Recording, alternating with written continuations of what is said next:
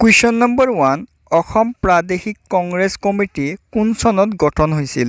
শুদ্ধ এনচাৰটো হ'ব খ নম্বৰটো 1921 চনৰ 5 জুনত অসম প্ৰাদেশিক কংগ্ৰেছ কমিটি গঠন হৈছিল। কুৱেশ্যন নম্বৰ 2 লোণ আইন ভংগ কৰা গান্ধীৰ দাণ্ডি যাত্ৰাত অসমৰ পৰা অংশ লোৱা ব্যক্তিজন কোন? শুদ্ধ এনচাৰটো হ'ব খ নম্বৰটো লীলাধৰ বৰুৱা লোণ আইন ভংগ কৰা গান্ধীৰ দণ্ডযাত্ৰাত অসমৰ পৰা অংশ লোৱা ব্যক্তিজন। কুৱেশ্যন নম্বৰ 3 অসমত প্ৰথমখন অকংগ্ৰেছীয় সন্মিলিত চৰকাৰ কাৰ নেতৃত্বত গঠন হৈছিল? শুদ্ধ এনচাৰটো হ'ব খ নম্বৰটো ছৈয়দ মহম্মদ ছাদুল্লাহ। কুৱেশ্যন নম্বৰ 4 অসমৰ প্ৰথমখন অকংগ্ৰেছীয় চৰকাৰ কিমান চনত গঠিত হৈছিল? শুদ্ধ এনচাৰটো হ'ব খ নম্বৰটো 1978 চনত অসমৰ প্ৰথমখন অকংগ্ৰেছীয় চৰকাৰ গঠিত হৈছিল। কুৱেশ্যন নম্বৰ 5 অসমত প্ৰথমখন অকংগ্ৰেছীয় চৰকাৰৰ মুখ্যমন্ত্ৰীগৰাকী কোন আছিল? শুদ্ধ এনচাৰটো হ'ব গ নম্বৰটো গোপাল বৰবৰা। কুৱেশ্যন নম্বৰ 6 তলৰ কোনগৰাকী ব্যক্তি অসমৰ মুখ্যমন্ত্ৰী হিচাপে কাৰ্যভাৰ গ্ৰহণ কৰাৰ সময়ত বিধানসভাৰ সদস্য নাছিল? শুদ্ধ এনচাৰটো হ'ব খ নম্বৰটো বিমলা প্ৰসাদ চলিহা। কুৱেশ্যন নম্বৰ 7 উচ্চ ন্যায়ালয়ৰ মুখ্য ন্যায়াধীশে কিমান বছৰ বয়সত অৱসৰ গ্ৰহণ কৰে? শুদ্ধ এনচাৰটো হ'ব খ নম্বৰটো 62 বছৰ বয়সত উচ্চ ন্যায়ালয়ৰ মুখ্য ন্যায়াধীশে অৱসৰ গ্ৰহণ কৰে। কুৱেশ্যন নম্বৰ 8 অনুসূচিত জাতি জনজাতি আৰু অন্যান্য পিছপৰা জাতিৰ লোক বাস কৰা অঞ্চলৰ বাবে স্বায়ত্তশাসন প্ৰৱৰ্তনৰ ব্যৱস্থা কৰিব পৰা বিশেষ ক্ষমতা কাৰ হাতত আছে? শুদ্ধ এনচাৰটো হ'ব গ নম্বৰটো ৰাজ্যপালৰ হাতত আছে। কুৱেশ্যন নম্বৰ 9 ভাৰতীয় সংবিধানৰ কিমান নং অনুচ্ছেদ মতে ৰাজ্যিক বিধানসভাৰ সৰ্বোচ্চ আৰু সৰ্বনিম্ন সদস্য সংখ্যা নিৰ্ধাৰণ কৰা হৈছে? শুদ্ধ এনচাৰটো হ'ব খ নম্বৰটো 170 নং অনুচ্ছেদ মতে। কুৱেশ্যন নম্বৰ 10 বিধানসভাৰ অধ্যক্ষক কোনে নিৰ্বাচন কৰে? শুদ্ধ এনচাৰটো হ'ব ক নম্বৰটো বিধানসভাৰ সদস্যসকলে বিধানসভাৰ অধ্যক্ষক নিৰ্বাচন কৰে। কুৱেশ্যন নম্বৰ 11 অসম চুক্তি কেতিয়া স্বাক্ষৰিত হৈছিল? শুদ্ধ এনচাৰটো হ'ব খ নম্বৰটো 1985 চনৰ 15 আগষ্টত অসম চুক্তি স্বাক্ষৰিত হৈছিল। কুৱেশ্যন নম্বৰ 12 অসমৰ স্বাধীনতা আন্দোলনৰ প্ৰথম শ্বহীদ কোন আছিল? শুদ্ধ এনচাৰটো হ'ব গ নম্বৰটো পিয়লি ফুকন অসমৰ স্বাধীনতা আন্দোলনৰ প্ৰথম শ্বহীদ আছিল। কুৱেশ্যন নম্বৰ 13 বিধানসভাৰ অধিৱেশন অনুষ্ঠিত কৰিবৰ বাবে কিমান সংখ্যক সদস্য উপস্থিত থাকিব লাগে? শুদ্ধ এনচাৰটো হ'ব গ নম্বৰটো 1/10 সংখ্যক উপস্থিত থাকিব লাগে। কুৱেশ্যন নম্বৰ 14 জাতীয় কংগ্ৰেছৰ সভাপতি পদত অধিষ্ঠিত হোৱা প্ৰথমগৰাকী অসমীয়া ব্যক্তিৰ নাম কি? শুদ্ধ এনচাৰটো হ'ব গ নম্বৰটো দেৱকান্ত বৰুৱা। কুৱেশ্যন নম্বৰ 15 ভাৰতীয় সংবিধান ৰচনা উপসমিতিত সদস্য হোৱা প্ৰথমগৰাকী অসমীয়া ব্যক্তি কোন? শুদ্ধ এনচাৰটো হ'ব গ নম্বৰটো ছৈয়দ মহম্মদ ছাদুল্লাহ।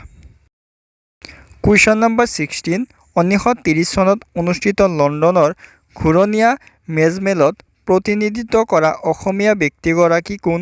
শুদ্ধ এনচাৰটো হ'ব খ নম্বৰটো চন্দ্ৰধৰ বৰুৱা।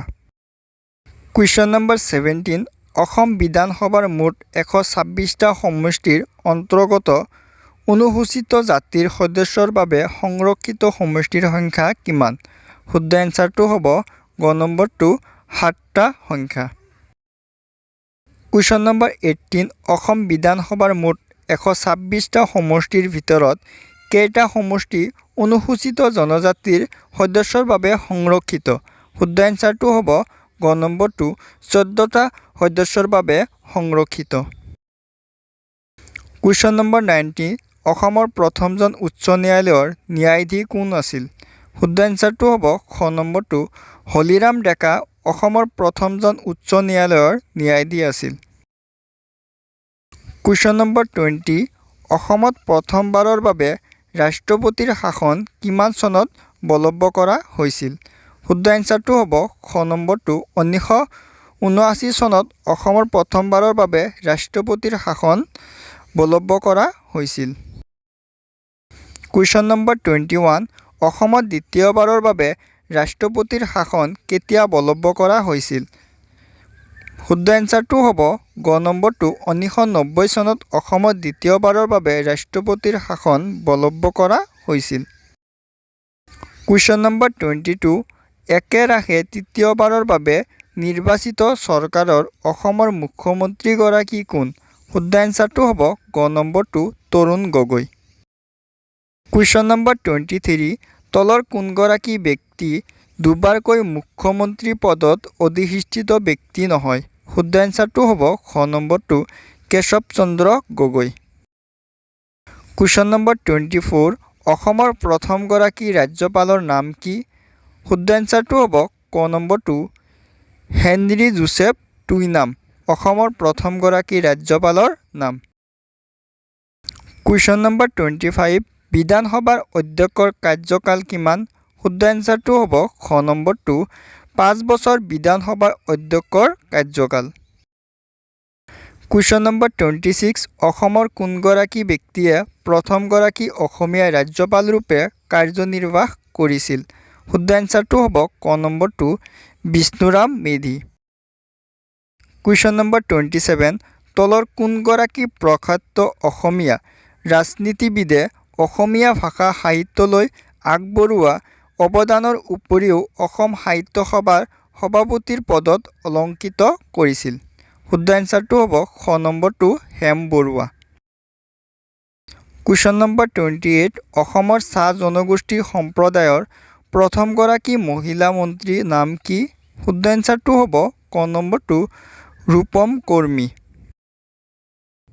কুৱেশ্যন নম্বৰ 29 অসমৰ প্ৰথম মন্ত্ৰীসভাৰ সদস্য কোন আছিল? শুদ্ধ এনচাৰটো হ'ব খ নম্বৰটো সুৰেন বুঢ়াগোহাঁই অসমৰ প্ৰথম মন্ত্ৰীসভাৰ সদস্য আছিল। অসমৰ প্ৰথম উচ্চ ন্যায়ালয় কিমান চনত স্থাপিত হয়? শুদ্ধ এনচাৰটো হ'ব ক নম্বৰটো 1948 চনত অসমৰ প্ৰথম উচ্চ ন্যায়ালয় স্থাপিত হয়। কুৱেশ্যন নম্বৰ 31 ভাৰতৰ উচ্চতম ন্যায়ালয়ৰ প্ৰথম অসমীয়া ন্যায়াধীশজন কোন আছিল?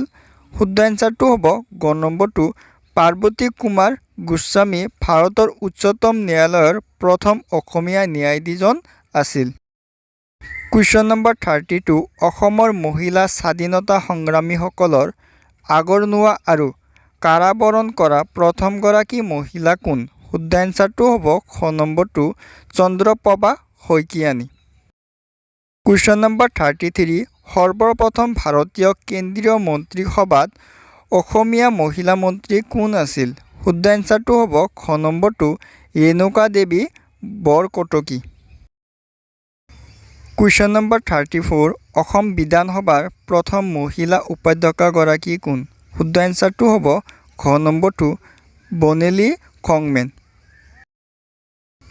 কুৱেশ্যন নম্বৰ 35 গুৱাহাটী উচ্চ ন্যায়ালয়ৰ প্ৰথম মহিলা ন্যায়াধীশগৰাকী কোন?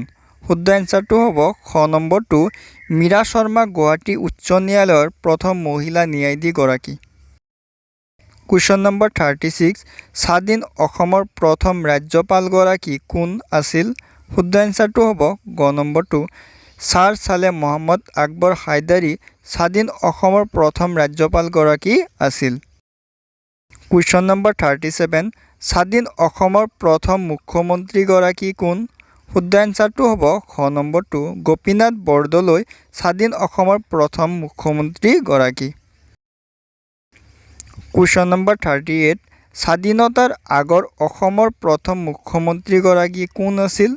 শুদ্ধ এনচাৰটো হ'ব গ নম্বৰটো ছৈয়দ ছাৰ মহম্মদ ছাদুল্লাহ স্বাধীনতাৰ আগৰ অসমৰ প্ৰথম মুখ্যমন্ত্ৰীগৰাকী। কুৱেশ্যন নম্বৰ 39 প্ৰথম অসমীয়া ৰাজ্যপালজন কোন? শুদ্ধ এনচাৰটো হ'ব গ নম্বৰটো বিষ্ণুৰাম মেধি প্ৰথম অসমীয়া ৰাজ্যপালজন। কুৱেশ্যন নম্বৰ 40 প্ৰথম অসমীয়া ৰাষ্ট্ৰপতিগৰাকী কোন? শুদ্ধ এনচাৰটো হ'ব খ নম্বৰটো ফখৰুদ্দিন আলি আহমেদ প্ৰথম অসমীয়া ৰাষ্ট্ৰপতিগৰাকী।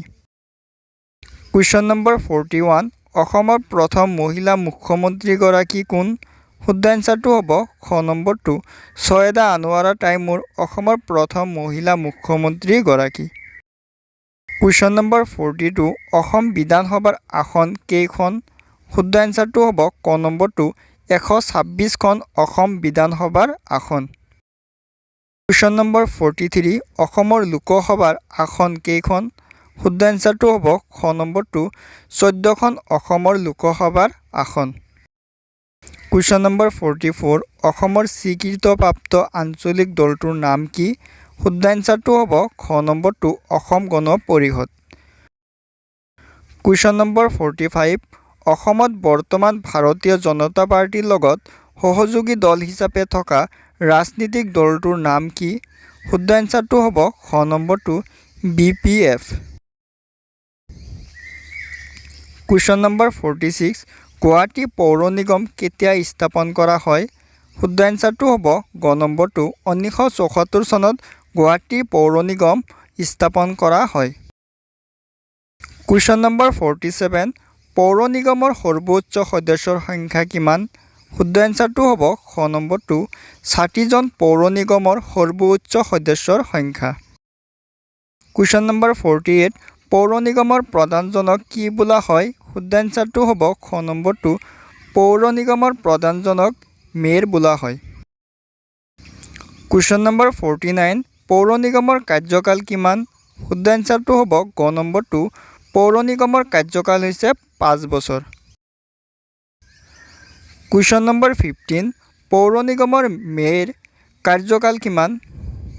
শুদ্ধ এনচাৰটো হ'ব গ নম্বৰটো 5 বছৰ পৌৰ নিগমৰ মেয়ৰ কাৰ্যকাল। কুৱেশ্যন নম্বৰ 51 পৌৰসভাৰ সৰ্বোচ্চ সদস্যৰ সংখ্যা কিমান? শুদ্ধ এনচাৰটো হ'ব ক নম্বৰটো 30জন পৌৰসভাৰ সৰ্বোচ্চ সদস্যৰ সংখ্যা। কুৱেশ্যন নম্বৰ 52 বৰ্তমান পৌৰসভাৰ কাৰ্যকাল কিমান? শুদ্ধ এনচাৰটো হ'ব গ নম্বৰটো বৰ্তমান পৌৰসভাৰ কাৰ্যকাল 5 বছৰ। কুৱেশ্যন নম্বৰ 53 নগৰ সমিতিৰ কাৰ্যকাল কিমান? শুদ্ধ এনচাৰটো হ'ব গ নম্বৰটো নগৰ সমিতিৰ কাৰ্যকাল হৈছে 5 বছৰ। কুৱেশ্যন নম্বৰ 54 গাঁও পঞ্চায়তৰ সৰ্বোচ্চ সদস্যৰ সংখ্যা কিমান? শুদ্ধ এনচাৰটো হ'ব খ নম্বৰটো 10জন গাঁও পঞ্চায়তৰ সৰ্বোচ্চ সদস্যৰ সংখ্যা।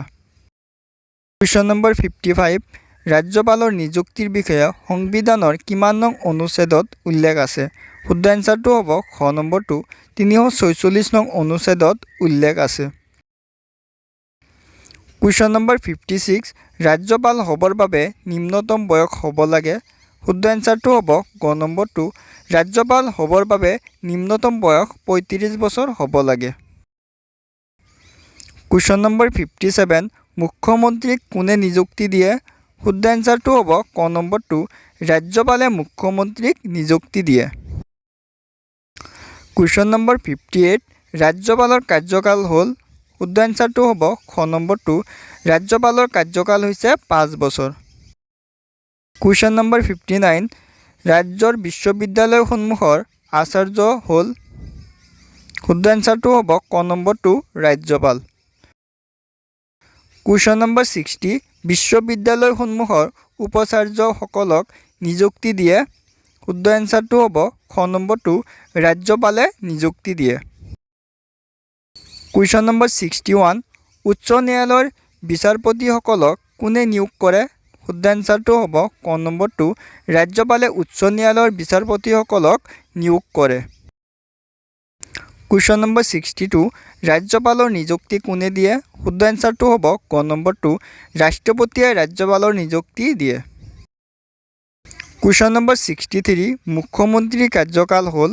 শুদ্ধ এনচাৰটো হ'ব খ নম্বৰটো মুখ্যমন্ত্ৰীৰ কাৰ্যকাল হৈছে 5 বছৰ। কুৱেশ্যন নম্বৰ 64 মন্ত্ৰী পৰিষদৰ কাৰ্যকাল হ'ল? শুদ্ধ এনচাৰটো হ'ব গ নম্বৰটো মন্ত্ৰী পৰিষদৰ কাৰ্যকাল হৈছে 5 বছৰ। কুৱেশ্যন নম্বৰ 65 অধ্যক্ষৰ অনুপস্থিতত কোনে বিধানসভাৰ কাম পৰিচালনা কৰে? শুদ্ধ এনচাৰটো হ'ব গ নম্বৰটো উপাধ্যক্ষ। কুৱেশ্যন নম্বৰ 66 ৰাজ্যিক প্ৰশাসনৰ মুৰব্বী কোন? শুদ্ধ এনচাৰটো হ'ব ক নম্বৰটো ৰাজ্যপাল ৰাজ্যিক প্ৰশাসনৰ মুৰব্বী।